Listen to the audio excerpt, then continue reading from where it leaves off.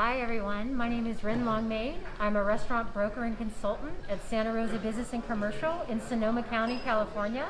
And I'm the host and founder of this series, Deep Dish Live. It's the Facebook Live series that streams once monthly, and it talks about topics around the business of restaurants for restaurateurs, restaurant buyers and sellers, and the restaurant curious.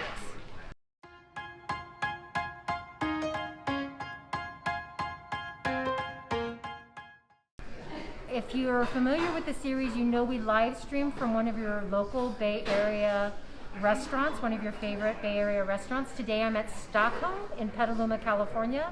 In just a minute, I'm going to introduce you to Andrea, one of the owners, and towards the end of the episode, we'll look at some of the signature dishes of the restaurant, and Robert, her husband and other owner, will also come out and join us. So Deep Dish streams once monthly, as I said, from one of your favorite restaurants. We talk, this is our 7th episode. Today I'm talking about restaurant sellers, what every restaurant owner should know, regardless of whether or not the restaurant owners even thought about selling their restaurant. Let's see. I'm going to refer to my notes just really quickly. Forgive me for 1 second.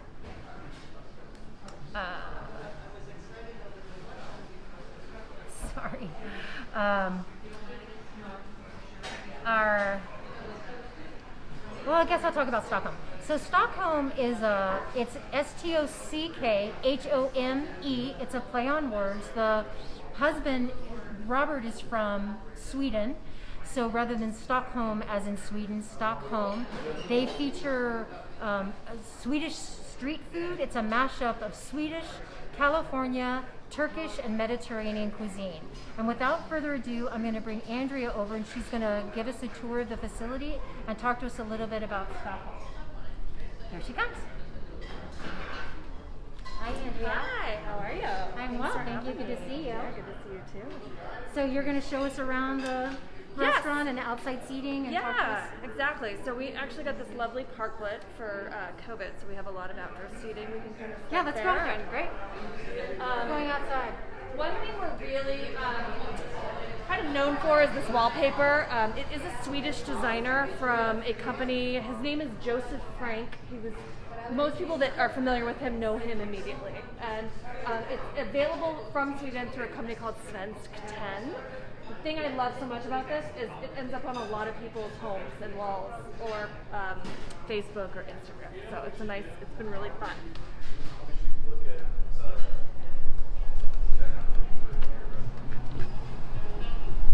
And here is our parklet, which is distanced and safe, and we are so lucky to be in California so that we're not dealing with weather. It's absolutely beautiful out.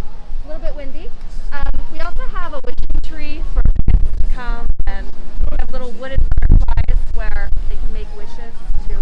So it's still really good for families, and we'd love to see you out when you're feeling comfortable. And I'll say one thing really quickly that Andrea was telling me about.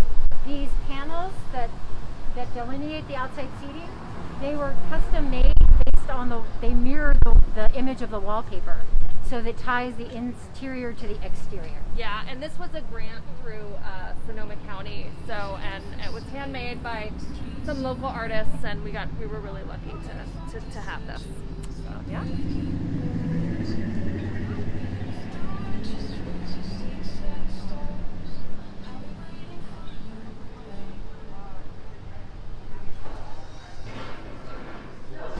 So my background is in actually retail, and my husband drugged me into the restaurant business. I've always had retail open in the space, but one of the things that COVID actually allowed us to do was add a lot more.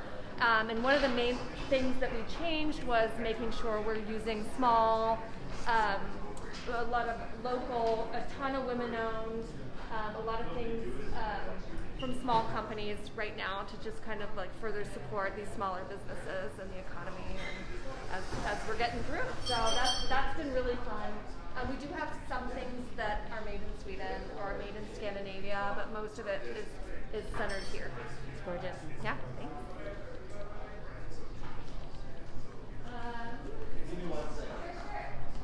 Everyone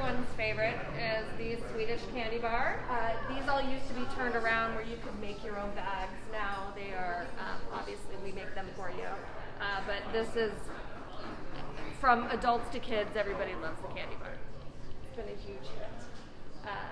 And then we have some grocery items, local teas, local coffee vendors, some kind of earth-friendly products as well, bamboo cutlery sets, things you can take with you. So, This is the dining area. And you order at the counter, is that right? yeah, we are a counter service restaurant, so you order at the counter and then we bring everything out for you. So we don't take reservations, you can just come on in and we'll be here. And yes, So they're located on Western Avenue in Petaluma, currently open 5 days a week, 5 days, Wednesday through Sunday. Wednesday through Sunday, noon to 8. Right now, noon to 8 on Wednesday, noon to 8:30 Thursday through Saturday, and then noon to 8 on Sunday. So closed Monday, Tuesday. Yes, Great. exactly. Well, Andrea will be rejoining us with her husband Robert at the end of the show to highlight some of their signature dishes. Thank you. You're welcome. See you Thank in a you. minute. Bye. Okay, we're going back to sit down. So today, I'm joined by two support people. One is Holly Hansen. She's the founder and principal of Holly Hansen Public Relations. She's joining us remotely and she's helping me navigate the feed. If you're asking questions or if I refer to something, she posts that on the feed. Hi, Holly. And then behind the camera is Ed Troxel. He's a live media consultant for business marketing and he helped me launch this series. Hi, Ed. Hey. Super grateful to Ed and Holly. I want to talk a little bit about me. As I said, I'm a restaurant broker and consultant. I have many years in the restaurant industry. I started as a dishwasher in the kitchen of Tassajara Zen Mountain Center, worked my way up through commercial kitchens in San Francisco, ultimately owned my own restaurant. When I sold my restaurant, I got an MBA and I taught at the Culinary Institute of America at Greystone, the CIA.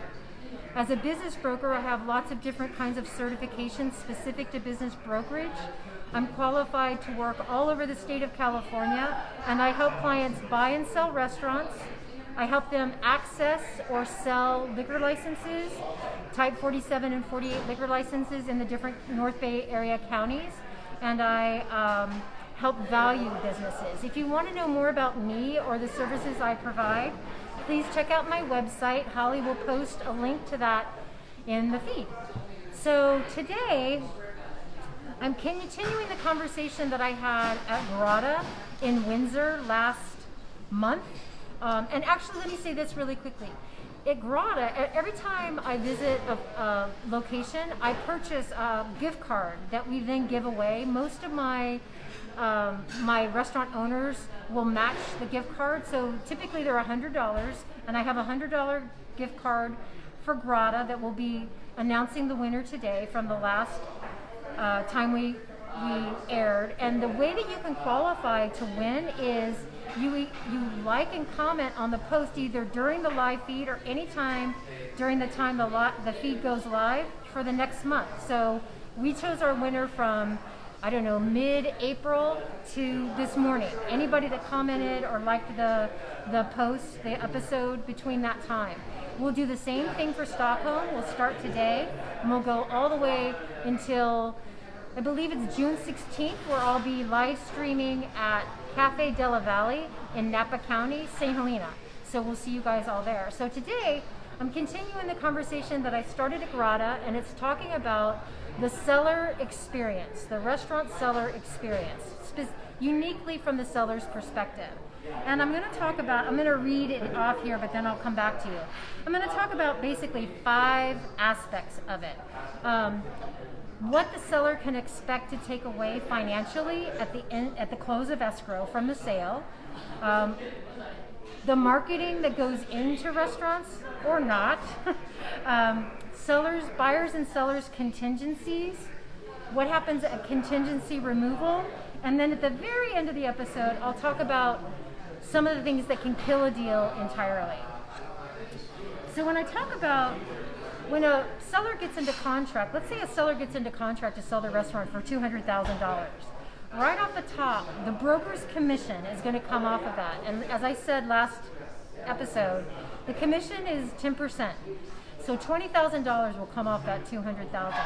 Now let's say one thing that you guys should know that I didn't talk about last time is inventory is not included in the purchase price of a restaurant. It can be, the buyer can include that in their offer, but when you see a restaurant listed for sale for $200,000, that price does not include inventory.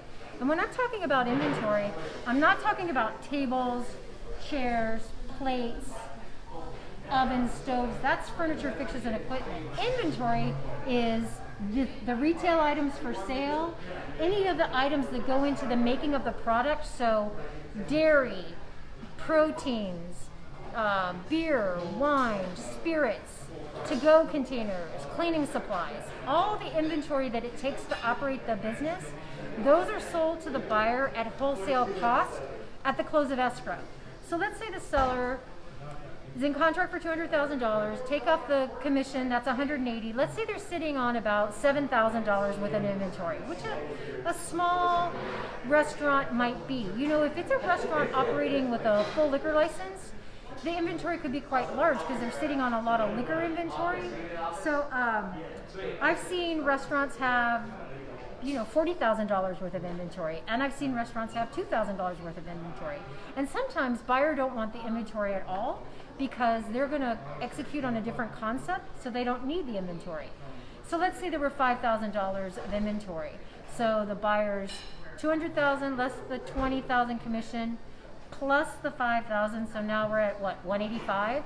And then let's say that the seller owes the CDTFA, the Board of Equalization. Let's say they have sales tax that they haven't paid.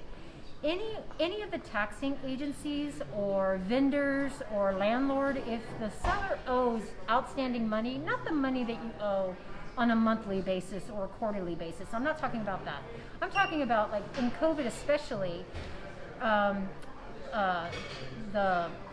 landowners and the restaurant operators might have worked out a deal where the restaurant operator might not be paying full rent now, but will reimburse the landlord in the future. At the sale, that reimbursement would happen. The taxing agencies, the landlord, the vendors, they're going to put demands into escrow, and escrow won't close until those demands are satisfied. And that comes out of the proceeds of the sale and will be subtracted from the disbursement to the seller. So let's say the seller owed, and just for sake of this, easy numbers, $5,000. So we're back at $180,000. That's what the seller would walk away at the close of escrow. There's other things inside of escrow that are going to get charged.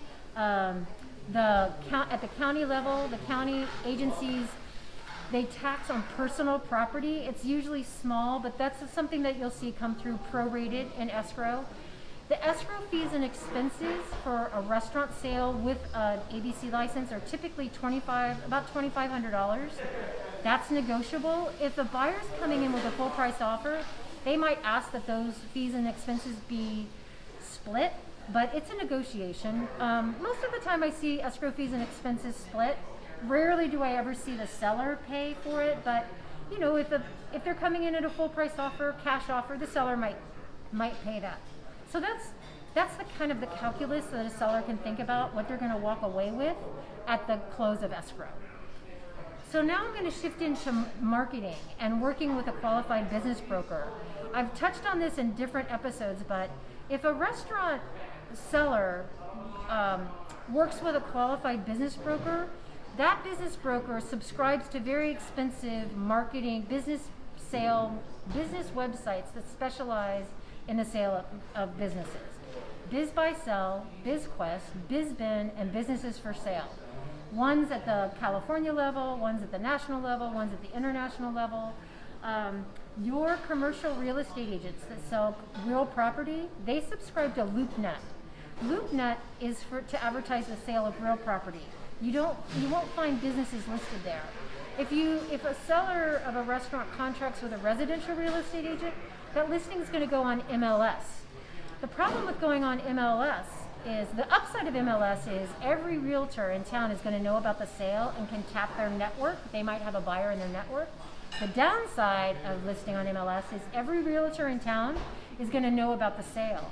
The thing about listings on MLS, it's built into the DNA. it's meant to be shared. So if you're trying to sell your restaurant confidentially, you don't want it on MLS. If you hop on MLS, I probably have 4 or 5 restaurant listings on MLS right now because they're not confidential. So they're listed in all the places that I said, plus MLS, plus Craigslist, and then maybe a handful of social media outlets if it makes sense.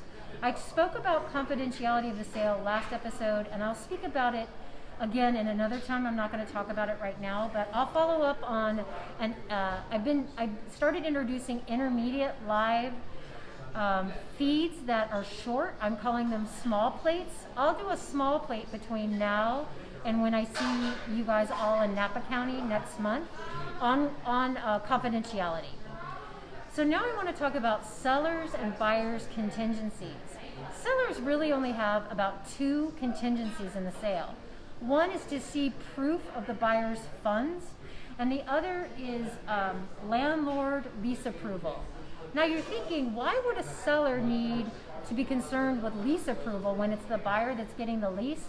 The reason why is, for most restaurants, if the seller has about 4 or 5 years left on their current term, and that the landlord's going to assign that lease to the buyer and add more term onto it for the buyer, for that term that the seller is in, generally they sit in second position as a guarantor for the length of that term.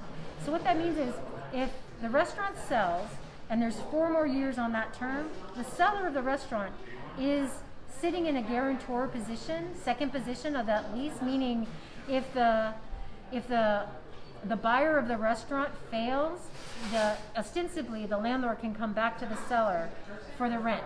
Most people are very shocked to hear that. It's super common. So when I sold my restaurant, I just entered into an option. I was in the first year of 5, and then I had a 5-year option that was personal to me, but the landlord transferred that, assigned that to the buyer under the condition that I sat in second position for both the 5-year term and the 5-year option. I sat on the lease for my restaurant for 10 years when I sold my restaurant. I didn't get one single phone call from the landlord. Because the cool thing about restaurants is they sell. Hi. Hi. We're doing a Facebook live stream. What? We're doing a Facebook live feed. It's advertising. Okay. We're talking to some of the customers here at Stockholm. So let's see. Because the restaurant has infrastructure that almost always will sell. So unlike when people hold on to standard retail leases, it can be difficult to get a tenant to replace them. In restaurants, the good news is if a tenant is about to fail, we can come in and sell that restaurant pretty quickly. So although it sounds pretty horrific for the seller, sometimes there's just no way around it. Sometimes the landlord will not transfer the lease, assign the lease to the buyer without the seller sitting there. But it's a negotiation. Sometimes when you work with us, first that's not going to be a surprise to sellers because we'll have talked to them about it. Sometimes landlords will, if we bring them a qualified buyer with strong financials, they'll let that seller off the lease maybe in a year or 2 years.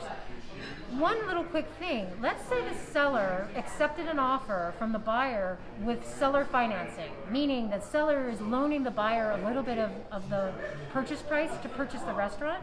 You might, as a seller, want to be on the lease because if the buyer defaults on that loan, you can have access to the premise again. I'll talk again. I'll do a small plate on that too. I should write it down. So those are basically the 2 contingencies for sellers. There's a handful of buyer contingencies. So what happens, everything I'm talking about today, I'm going to assume that the broker is co-brokering, meaning the broker is representing both the seller and the buyer in this example. So what happens a lot is when I'm representing the seller, I'm in constant communication with that seller, from going through their financials, figuring out the list price, signing the listing agreement, doing all the marketing, like lots of communication for months. The marketing goes up and they don't hear from me much. I start focusing towards buyers. And sellers often are like, what's going on? It's like, it's the way it is. It's actually, you're paying for me to field, I am not kidding you, dozens and dozens of buyer calls, texts, emails. I'm going to throw something out there to you guys. The industry average for interested buyers, the percentage of interested buyers that go from interest to purchasing a restaurant, are you ready? 2%.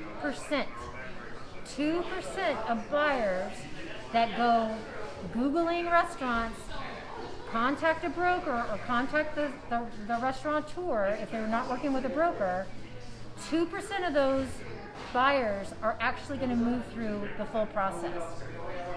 That's crazy, right? So you're hiring me to handle that 98% of buyers who will never move forward. So this is what I want to say. Brokers, because of this, brokers will make their lives easier by putting very thick firewalls between the buyer and the broker. Because they don't want, the broker doesn't want to waste the broker's time. That broker is not serving you because it's only 2%, but we don't know which 2% it is. You know, I was the most unlikely restaurant buyer. I had no money. I had experience. I had chefing experience. I had no management experience, no front of the house experience. Yeah, I was not a buyer that a broker would give their time to. And yet, I was a very successful business operator. I sold my restaurant for above market price because I operated a successful restaurant. You just don't know. So you want a broker that is going to not waste your time. They're going to talk to buyers, vet buyers, but oftentimes we don't really know. So what other brokers will do is they'll say, show me that you have the funds to buy this restaurant before I engage with you. I have to tell you, many buyers might not know where the money's going to come from. Is it going to come from the SBA?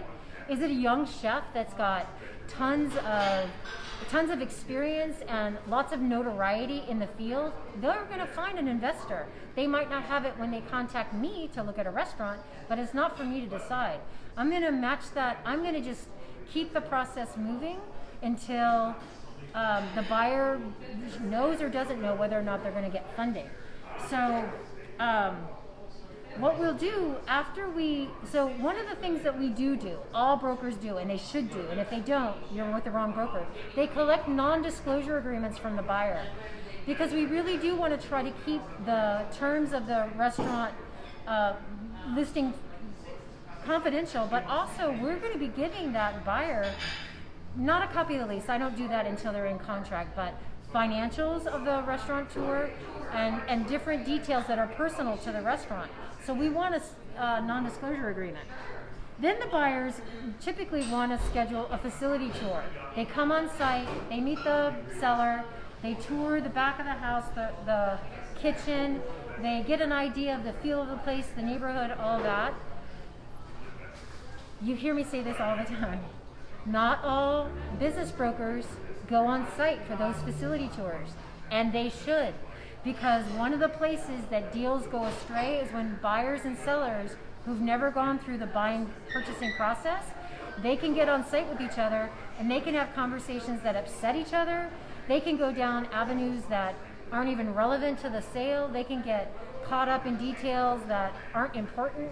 It's very important that the seller's broker is on site for those facility tours. Ask your broker, if you're listed for sale right now, not with me, ask your broker or confirm that your broker goes on those facility tours. Very, very important. So the buyer's due diligence period might seem like it's not important to the seller, but it's very important because one of the biggest things the buyer does is they, as I spoke about in the previous episode, they have to go to the health department. The health department comes on site and does a change of ownership site review. And those are gnarly and they can be expensive. And the seller might negotiate with it's when that site review comes back, it's not just the buyer's responsibility. If it were just the buyer's responsibility, we would not be selling restaurants in the North Bay right now. It's a conversation and a negotiation between the landlord, the buyer, and the seller. And yeah, sometimes they're just easy fixes for the seller because they're on site. I can throw, FRP, a cleanable surface, up above the mop sink. That's no problem. I can cut the lines so there's an air gap in the floor drain, things like that. But in Marin County, there's a lot that's mandated around grease traps right now, and you've got to get buy-in from the landlord, the seller, and the buyer.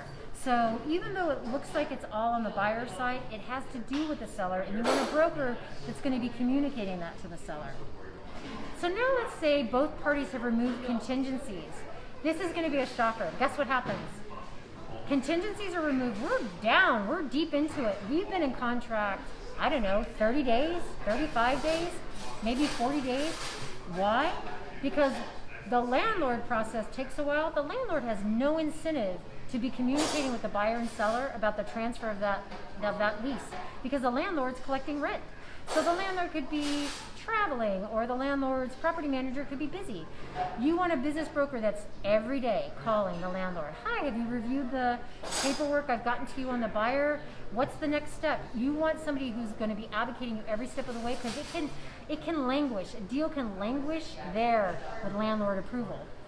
So contingencies are removed. Guess what happens? That's when the escrow process starts. I know, right? Residential real estate agents would hear that and go, what are you talking about? There's no reason to start the escrow process and accumulating those fees and expenses if contingencies aren't going to be removed. There's no reason.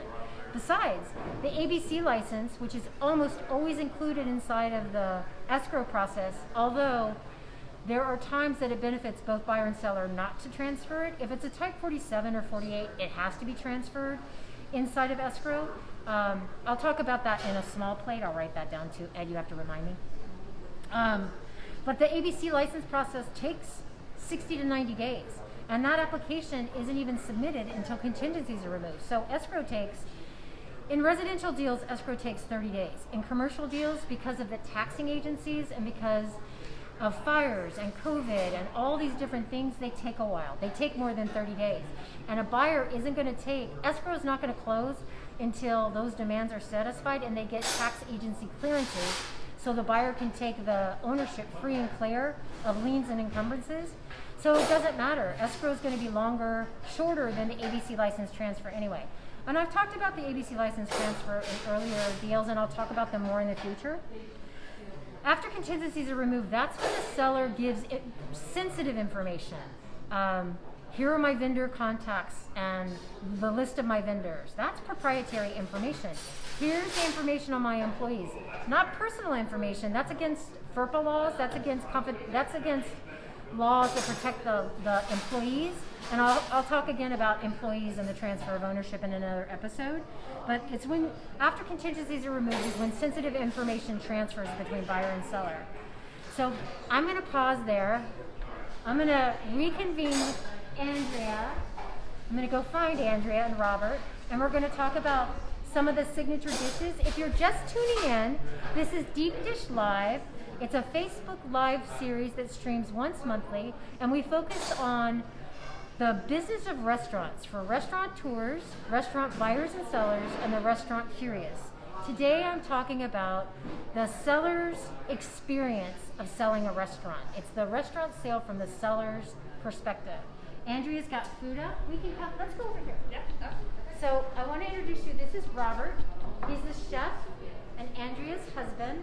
I want to just quickly tell you guys, they opened in 2018, and in 2019 they were awarded a Michelin Bib Gourmand, which is amazing. It's amazing. Yeah. Yeah.